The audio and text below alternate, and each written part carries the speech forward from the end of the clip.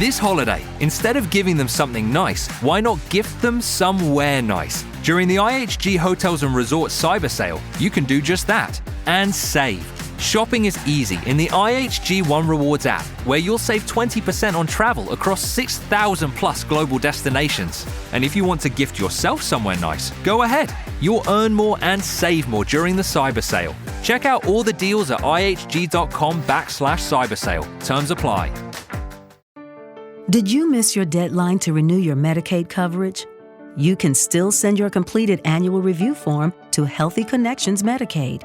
You may be assigned to another health plan, but you can ask to come back to First Choice within 60 days of renewed Medicaid eligibility. It's your family. It's your choice. First Choice is the right choice. Renew and choose us. Visit selecthealthofsc.com/renew to learn more.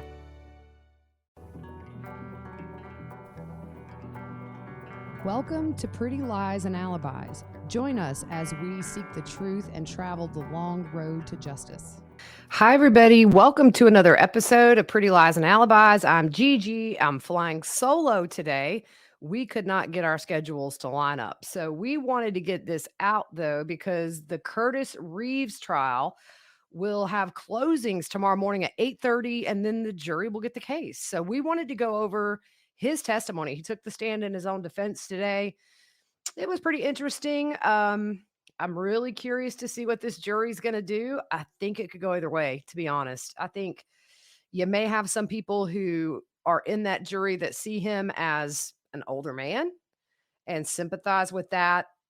I think a lot of it depends on the age of the jury as well, because a lot of younger people are tied to their phones, and a lot of people do this during previews. So really interested to be on verdict watch for this. Before we get started, we want to give a shout out to our sponsor, Too Cool T-Shirt Quilts. You can go to toocooltshirtquilts.com/pretty lies and alibis, and they will know we sent you. We have our live coming up this Saturday. We have the signups all across our social media. Pick a team. We're doing kind of a true crime Jeopardy-ish show. Should be really fun. Whoever picked the winning team, you have a chance to win a pillow from Too Cool T-Shirt Quilts. We're really excited about that. Can't wait to go live. We always have a lot of fun. So before we talk about Curtis Reeves' testimony today, I just want to summarize super quick. His wife took the stand a couple of days ago, and she testified that before the shooting, she told Curtis they should just move seats. They decided to stay where they were because their son was joining them, and they had already told him where they were sitting. And she said that she was terrified when Chad stood up and turned around to confront her husband, Mr. Reeves. She did say, though, she did not see her husband get hit with anything or punched, and she never heard him say no, no, no, or whoa, which are kind of the common things I think, you say in a are supposed to say in a self-defense situation. So that kind of threw a wrench in it, maybe. At the beginning, when his attorneys were on direct exam talking to him, they talked a lot about his training from his earlier days throughout his career and that sort of thing. And that took up a good bit of time. And so when they started talking about the incident, the shooting, he said as he watched the previews, a light was shining in his face, and he said he tried to adjust his position, but it didn't help. He realized then it was Chad's cell phone, which kind of is a little curious to me because his wife was actually sitting behind Chad. He was sitting kind of diagonal. Unless he had his phone turned, I don't know. This is one of those cases. Just going to be interesting, I guess. He said that he leaned over and asked Chad if he could turn off his cell phone. And he said he leaned over so he wouldn't have to yell. And he said that Chad said to him to F off and get the F out of his face. So he said after 30 seconds and Chad didn't put his phone away, he decided to go to the customer service desk. And Reeves said that he tried to diffuse the situation. And he said, if I had known you had put your phone away, I wouldn't have involved the manager. He said Chad was still talking loudly, facing away from him. And he said movement caught his eye, and he looks, and Chad is on his feet. He said he saw a flash of light, and everything went fuzzy. He said he thinks he was hit in the face that struck his glasses. And he said on the top left side, and said he felt the impact. He said there was a lot of yelling and a lot of profanities. And Reeves said the F word was Chad's primary vocabulary at that point. Reeves said he was sitting down. That put him in a defenseless position. He said Chad looked like a monster standing there, saying Chad's behavior verbally and physically was like nothing he'd ever seen. Now, just remind you, this guy's worked homicide. He's been on the police force, or was on the police force, for decades. So I don't know. From what we've heard from witnesses in the theater, this is not what they experienced. So Reeves said that Chad was a threat, and the closer the threat is to you, the less time you have to react if anything were to happen. And he said he tried to move his body further away from his wife and was leaning with legs stretched out because Chad was trying to come at him and was out of control. He felt trapped and couldn't get up, again saying that he was defenseless. So at some point after he's reached, either trying to come over his seat or trying to hit Reeves, according to him, he said he made the decision and had no alternative. In his opinion, he said Chad was completely out of control and he's not settling down, and even his wife appeared to be trying to hold him back. He said he had never encountered somebody exhibiting that kind of anger and rage, and he said at that point he had no other choice, so he reached for his pistol. He said he thought this was the end of the line for him, and he thought at the very least he could be seriously injured, if not killed. He said he fired one shot, and as soon as he turned away, he was no longer a threat. So he said he laid the pistol down and tried to determine how badly he himself was hurt. He said, then I realized everything was blurry because my glasses were askew. And he got teary-eyed and his voice started shaking. And he said, I didn't want to shoot anybody. I came to the theater with my family to enjoy a movie, not to be attacked by some guy that's out of control. He said he had never experienced anything like that in his life, not inside a movie theater or anywhere else. And he was in shock. And he said in his mind, it all happened in the blink of an eye. There was never anything mentioned about popcorn after firing the shot.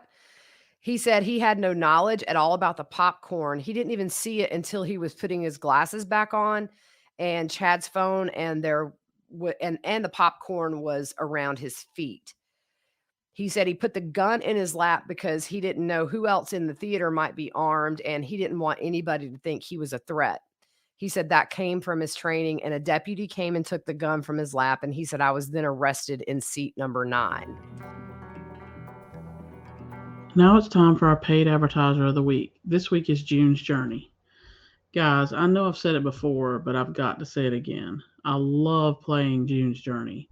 If you love a good mystery storyline and a good challenging hidden object game, June's Journey is for you.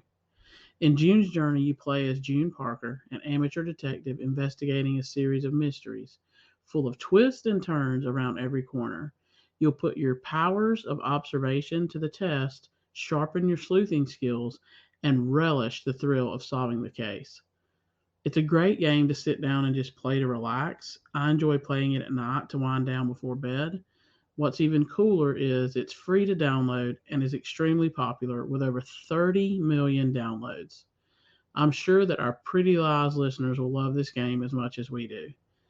So, this game is definitely a hard one to put down. There is a detective in all of us. Find your inner detective. Download June's Journey free today on the Apple App Store or Google Play. Judy was boring. Hello. Then Judy discovered ChumbaCasino.com. It's my little escape. Now Judy's the life of the party. Oh, baby, mama's bringing home the bacon. Whoa, take it easy, Judy. The Chumba life is for everybody. So go to ChumbaCasino.com and play over 100 casino-style games. Join today and play for free for your chance to redeem some serious prizes. ChumbaCasino.com. No purchase necessary. Void where prohibited by law. 18 plus terms and conditions apply. See website for details. With the Lucky Land Slots, you can get lucky just about anywhere. This is your captain speaking. We've got clear runway and the weather's fine, but we're just going to circle up here a while and get lucky. No, nothing like that. It's just these cash prizes add up quick. So I suggest you sit back, keep your tray table upright, and start getting lucky. Play for free at LuckyLandSlots.com. Are you feeling lucky? No purchase necessary. Void where prohibited by law. 18 plus terms and conditions apply. See website for details. So on cross-exam, Rosenwasser, I believe is how you pronounce it, but you guys know how we are with names. So if I butcher your name, sorry. He said, did you intentionally kill Chad Olson? Did you kill him out of rage, blind fury? And Reeves responded that he killed him out of fear. And so the prosecutor says, you didn't just snap and kill him. And Reeves said, no, sir. So the state says if someone throws a non-deadly object at anybody else, like a plastic water bottle, for example, you can't kill that person for throwing an object, can you? And Reeves said that's kind of a hard question to answer. And the defense says just asking as a fact pattern, that's all. And Reeves said, then no, sir, which I thought was interesting because they essentially got him to admit that throwing popcorn is not a reason to kill somebody. It's been really disputed about the cell phone, whether or not it was actually thrown. I think that obviously the prosecution is saying that was not the case. So they asked him, if you came across somebody that had a firearm, you could hold them at gunpoint to de-escalate, right? And Reeves said, not as a civilian, but as law enforcement, yes. The prosecution said, you've been trained in de-escalation, which is how to reduce the intensity of a conflict. You could loudly say something. And Reeves said it depends on the circumstances, but yes. The prosecution said another way to de-escalate, if you have a firearm, you can simply point it at somebody. Reeves said, I don't think that's a good idea. If you point a firearm, you have no idea what their capabilities are, and they could easily take it from you. And the prosecution said, but not at a distance.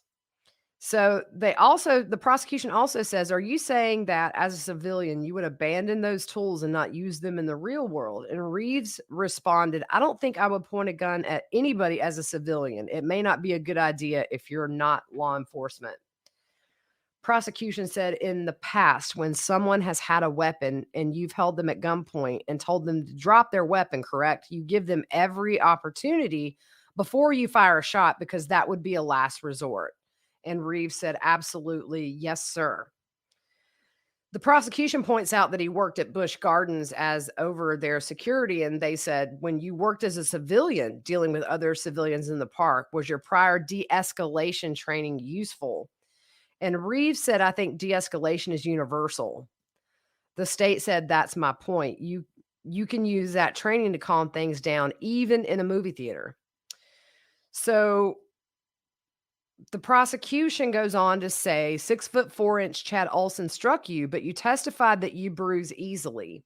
And Reeves says, yes, and knocked my glasses off. And then he quickly corrects himself and says they were askew. So Reeves said he was scared and that Chad was irrational. And the state says your perception was an attack that never occurred. And Reeves tells the state that's your perception. So the state reminds him that there's video and the jury will have it in evidence. And Reeves didn't say anything to that, which, it may be one of those things where this has gone on for 8 years and tomorrow this jury's going to have this case. I think that might have been a sobering moment for him that no matter what he says on this stand, the jury's going to go back there without hearing from anybody else and make their own decision.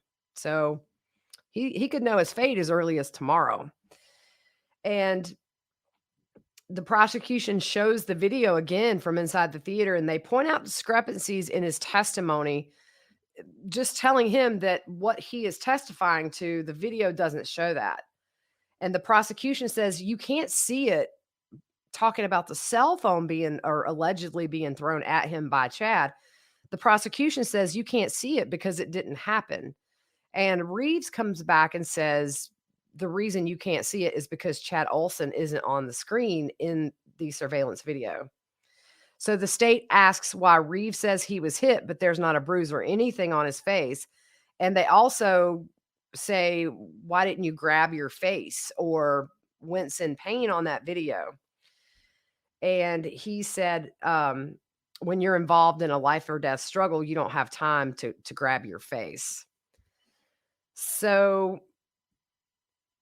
the state asks, in talking about him not having any visible injuries, if you remember, he said he had something in his eye, and I believe the EMTs gave him something to rinse his eye out, which made it red, but there was no visible injuries on his skin or eyes or anywhere. And but he asked Reeves if that's what he wants the jury to believe, is that he got hit, and he said yes. So on cross-exam, it really wasn't quite as explosive as I thought it might be. Then again, you're dealing with somebody who's older. I guess you don't want to seem too aggressive to that jury. But Reeves said Chad never said he wanted to talk to him, and the state says so, or said he wanted no contact. So in other words, Chad never said, "Hey, just leave me alone." So the state said, so when somebody tells you to get the F out of their face, you don't think that means leave me alone? And Reeves says, well, I guess you could draw that conclusion. He did admit that his wife suggested they move seats, but Reeves said he thought Chad was just being mouthy and it would pass over. So the state kind of ends it with, based on what we demonstrated with the video, at no point is a cell phone thrown at your face. That flash is simply the reflection from your shoes. And Reeves says, I think there's nobody that can answer that but me, and I got hit in the face. So that was essentially it. It's kind of over, and those closings start at 8:30 in the morning. We're going to cover those. We'll put the link out if you want to watch.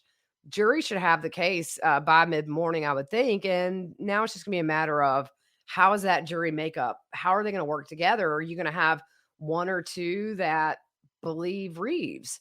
Or are you going to have a group of people that think, how insane to fire a gun in a movie theater with innocent people sitting around?